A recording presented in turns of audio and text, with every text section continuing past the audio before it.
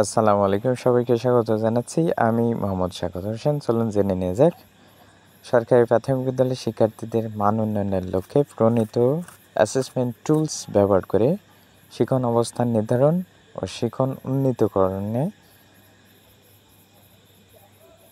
সংশোধিত পরিকল্পনা বাস্তবায়ন সম্পর্কে আমরা জানি এ বিষয়ে কিন্তু নতুন নির্দেশনা এসেছে। প্রথমে যে নির্দেশনা ছিল সেটিতে কিছু পরিবর্তন আনা হয়েছে। এখানে যে সময় নির্ধারিত ছিল পরিবর্তনটা মূলত সেখানে, এবং আগে প্রথম থেকে পঞ্চম শ্রেণী পর্যন্ত মূল্যায়নের নির্দেশনা ছিল এবং বর্তমানে তৃতীয় থেকে পঞ্চম শ্রেণীর শিক্ষার্থীদের মূল্যায়নের নির্দেশনা আছে। তো চলুন দেখে নেওয়া যাক নতুন যে নির্দেশনা সেখানে কি আছে। আমরা কিন্তু দেখতে পাচ্ছি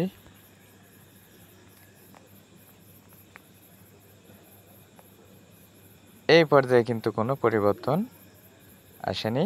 নির্দেশনায় পরিবর্তন যেটা হয়েছে সেটাই যে সময়সীমায় আমরা দেখতে পাচ্ছি বিদ্যালয় পর্যায়ে অ্যাসেসমেন্ট টুলসের ভিত্তিতে শতভাগ শিক্ষার্থী তৃতীয় থেকে পঞ্চম শ্রেণীর বাংলা, ইংরেজি ও গণিত বিষয়ের বর্তমান অবস্থান যাচাই বেসলাইন সার্ভে, এটার জন্য যে নতুন তারিখ নির্ধারিত হয়েছে সেটা হচ্ছে এই যে,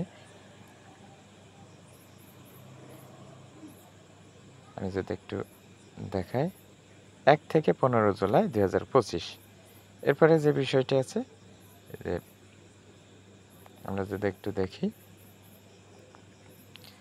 শিখন অবস্থানের ভিত্তিতে শিখন ঘাটতি দূরীকরণে যথাযথ পরিকল্পনা গ্রহণ, এর জন্য যে নতুন তারিখ নির্ধারিত হয়েছে সেটা হচ্ছে 16 থেকে 23 জুলাই 2025।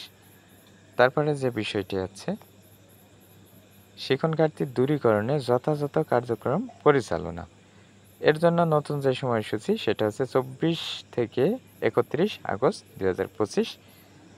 তারপরে টুলস ব্যবহার করে একটি বিদ্যালয়ের 25% শিক্ষার্থীদের মান পুনর্যাচাই করা, এর জন্য নতুন যে তারিখ নির্ধারণ করা হয়েছে সেটা হচ্ছে 1 থেকে 30 সেপ্টেম্বর 2025।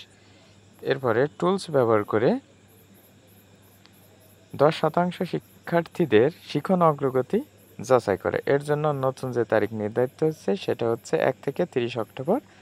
সর্বশেষ আমরা দেখতে পাচ্ছি টুলস ব্যবহার করে শিক্ষার্থীদের শিখন অগ্রগতির চূড়ান্ত যাচাই নমুনা ভিত্তিক, এর জন্য নতুন যে তারিখ নির্ধারণ করেছে সেটা হচ্ছে 1 থেকে 30 নভেম্বর 2025। আমি কিন্তু আগেই বলেছি পরিবর্তনটা এসেছে মূলত, আমি যদি একটু দেখাই,